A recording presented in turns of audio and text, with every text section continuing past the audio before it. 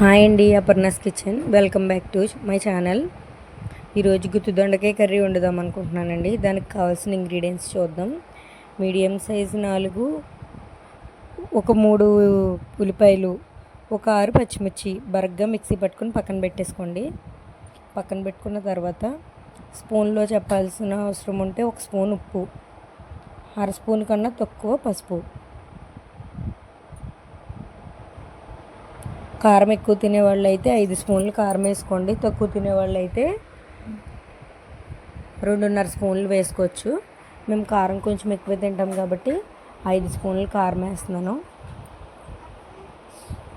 ఇవన్నిటికి మూత పెట్టుకొని పక్కన పెట్టుకోండి.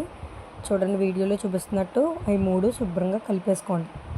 ఈ మసాలా ముద్దను కలిపేసుకున్న తర్వాత నేను అది వీడియోలో స్కిప్ చేసేసాను, చూపించలేదు మీకు.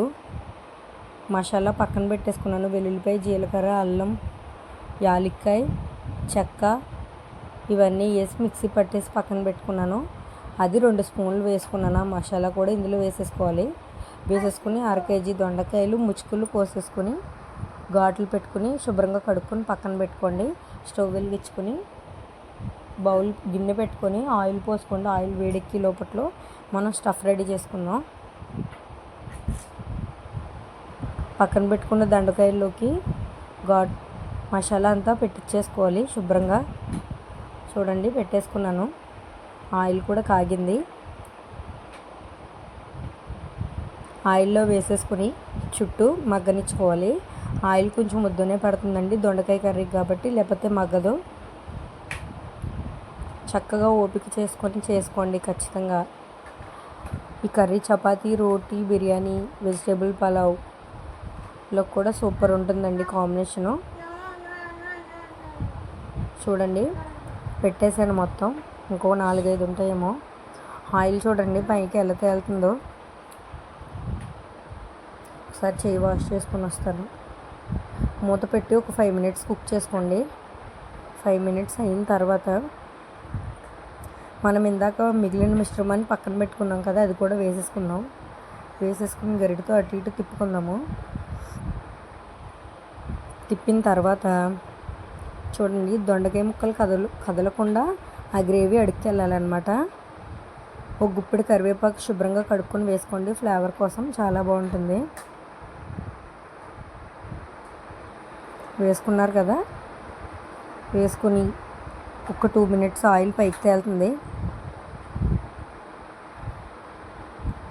ఆయిల్ పైకి రాగానే ఈ స్టేజ్లో ఫ్లేవర్ నిజంగా ఉందండి. లుక్ చూడండి ఒకసారి.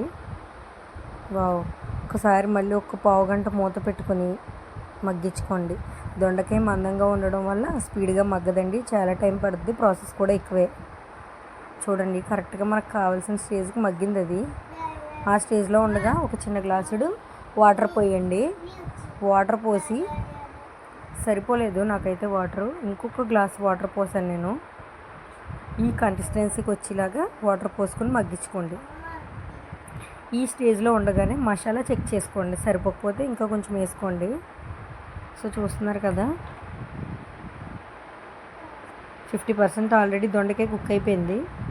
ఈ స్టేజ్లో ఒక దొండకాయ ముక్కని కట్ చేసి టేస్ట్ చేసి చూడండి. దానికి ఉప్పు అది కరెక్ట్గా పట్టిందో లేదో చూసుకొని చెక్ చేసుకొని, ఉప్పు సరిపోకపోతే ఉప్పు మళ్ళీ వేసుకోండి. చూడండి, ఆయిల్ చూడండి చక్కగా పైకి తేలింది. మూత పెట్టి ఒక 20 మినిట్స్ అలా వదిలేసేయండి. చక్కగా నూనె అయితే పైకి తేలుతుంది. పైకి తేలిన తర్వాత వావ్, మనకు కావాల్సిన 100% అయితే కుక్ అయిపోయింది. సో చూస్తున్నారు కదా, ఇంకా కొంచెం వాటర్లో ఉంది కానీ ఆ వాటర్ అంతా ఎలాగో మగ్గిపోతుంది. ఒకసారి పొయ్యి హై ఫ్లేమ్లో పెట్టుకోండి. స్టవ్ మూత పెట్టండి. మళ్ళీ ఇంకొక పావు గంట సేపు కుక్ చేసుకుందాము. కుక్ చేసుకుని మూత తీసుకుందాం. మనకు కావాల్సిన స్టేజ్కి అయితే వచ్చేసిందండి కర్రీ. ఆయిల్ అంతా పైకి తేలింది కాబట్టి ఈ స్టేజ్లో సీక్రెట్ ఇంగ్రీడియంట్ అనమాట. ఒక చిన్న టిప్పు, కొన్ని పాలు పోసుకోండి. కొన్ని పాలు పోసుకోవడం వల్ల దాని టేస్ట్ అయితే ఇంకా బాగుంటుంది. అసలు దీని ముందు చికెన్, మటన్ అని కూడా అసలు సరిపోదు. ఈ కర్రీ ముందు చాలా బాగుంటుందండి. పాలు పోసిన తర్వాత మీరు దగ్గరే ఉండండి. స్టవ్ దగ్గర లేకుండా సిమ్లో పెట్టేసి అటు ఇటు వెళ్తే బట్టి ఖచ్చితంగా మాడిపోతుంది. ఓకే కదండి, చూసారు కదా, స్టవ్ అయితే ఆపేసాను.